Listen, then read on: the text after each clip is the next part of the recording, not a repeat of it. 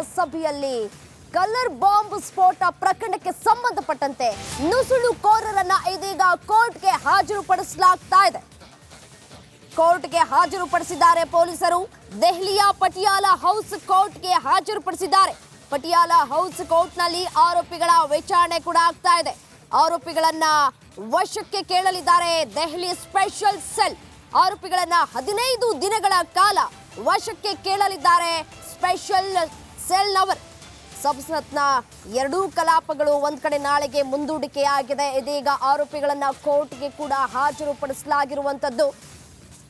15 ದಿನಗಳ ಕಾಲ ತಮ್ಮ ಕಸ್ಟಡಿಗೆ ನೀಡುವಂತೆ ಈ ದೆಹಲಿಯ ಸ್ಪೆಷಲ್ ಸೆಲ್ ಕೇಳಲಿದೆ.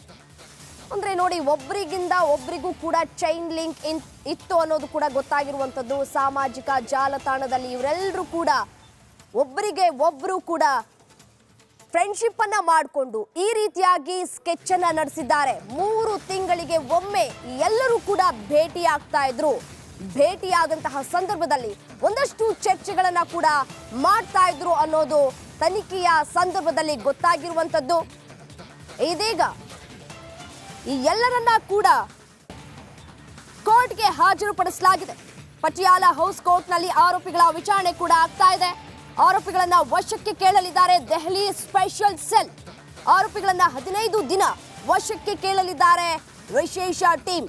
ಲೋಕಸಭೆಯಲ್ಲಿ ಕಲರ್ ಹೊಗೆ ಬಾಂಬ್ ಸ್ಫೋಟಕ್ಕೆ ಸಂಬಂಧಪಟ್ಟಂತೆ ನುಸುಳುಕೋರರನ್ನ ಕೋರ್ಟ್ಗೆ ಹಾಜರುಪಡಿಸುವುದಕ್ಕೆ ಪೊಲೀಸರು ಸಿದ್ಧತೆಯನ್ನ ಕೂಡ ಮಾಡಿಕೊಂಡಿದ್ರು. ಇದೀಗ ಕೋರ್ಟ್ಗೆ ಹಾಜರು ಕೂಡ ಪಡಿಸಿದ್ದಾರೆ. ಸಂಸತ್ನ ಎರಡೂ ಕಲಾಪಗಳನ್ನ ನಾಳೆಗೆ ಮುಂದೂಡಿಕೆ ಕೂಡ ಮಾಡಲಾಗಿರುವಂತದ್ದು. ವಿಪಕ್ಷಗಳ ಭಾರಿ ಹಂಗಾಮ, ಭಾರಿ ಹೈಡ್ರಾಮಾ ಆದಂತಹ ಬೆನ್ನಲ್ಲೇ ಮುಂದೂಡಿಕೆ ಮಾಡಲಾಗಿದೆ. ಸಂಸದರ ಗದ್ದಲ ಹಿನ್ನೆಲೆ ಲೋಕಸಭೆಯಲ್ಲಿ 14 ಸಂಸದರನ್ನ ಸಸ್ಪೆಂಡ್ ಕೂಡ ಮಾಡಲಾಗಿದೆ. ಒಟ್ಟು 15 ಸಂಸದರು ಅಧಿವೇಶನ ಮುಗಿಯುವವರೆಗೂ ಸಸ್ಪೆಂಡ್ ಕೂಡ ಮಾಡಲಾಗಿರುವಂತದ್ದು. ಸಂಸತ್ನ ನಿಯಮಾವಳಿ ಉಲ್ಲಂಘಿಸಿದ್ದಕ್ಕೆ ಸಂಸದರನ್ನ ಸಸ್ಪೆಂಡ್ ಮಾಡಲಾಗಿದೆ. ಸ್ಪೀಕರ್ ಸಸ್ಪೆಂಡ್ ಮಾಡಿ ಆದೇಶವನ್ನ ಹೊರಡಿಸಿದ್ದಾರೆ. ವಿಪಕ್ಷಗಳ ಭಾರಿ ಹಂಗಾಮ, ಹೈಡ್ರಾಮಾ ನಡೆದಿತ್ತು. ಈ ಹಿನ್ನೆಲೆಯಲ್ಲಿ 14 ಜನರನ್ನ ಸಸ್ಪೆಂಡ್ ಮಾಡಲಾಗಿರುವಂಥದ್ದು. ಸಂಸತ್ನಲ್ಲಿ ನಡೆದಂತಹ ದಾಳಿಯ ಬಗ್ಗೆ ಸದನದಲ್ಲಿ ಪ್ರತಿಪಕ್ಷ ನಾಯಕರು ಸರ್ಕಾರದ ವಿರುದ್ಧ ವಾಗ್ದಾಳಿಯನ್ನ ಕೂಡ ನಡೆಸಿದ್ರು. ಚರ್ಚೆಗೆ ಅವಕಾಶವನ್ನ ಮಾಡಿಕೊಡಿ ಅಂತ ಕೂಡ ಈ ಸಂದರ್ಭದಲ್ಲಿ ಕೇಳಿದ್ರು. ಈ ಸಂದರ್ಭದಲ್ಲಿ ಗದ್ದಲ ಕೋಲಾಹಲ ಕೂಡ ಆಗಿತ್ತು.